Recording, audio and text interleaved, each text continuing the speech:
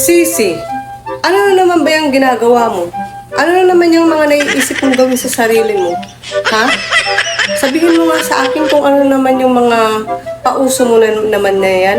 Hindi ko pa nakikita, sis. Ayun o, nag-selfie ako. Ayun yung puso ngayon eh. Bakit ba?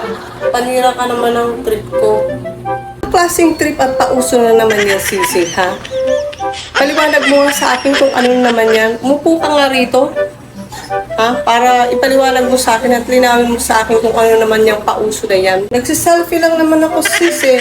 Bakit? Meron bang masama sa pakikisabay sa uso? Eh, ito nga yung uso ngayon eh. Yung pagsiselfie. So, ano masama dun?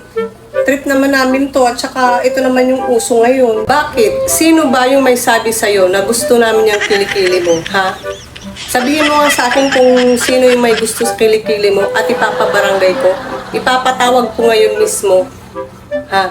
Sabihin mo sa akin, eh ito nga yung uso eh. Eh bakit ba? Wala naman masama, di ba makiuso? Oh, anong problema mo?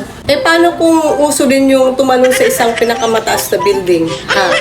Susunod ka rin? Tignan mo rin kung bagay sa'yo bago ka sumunod sa mga uso na yan.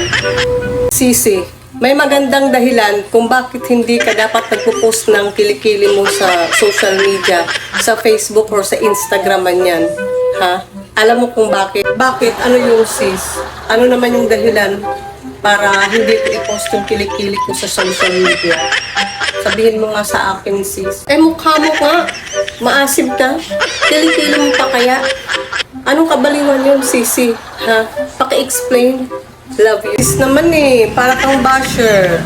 Ito-post pa rin ako ng kilikili ko. Love you.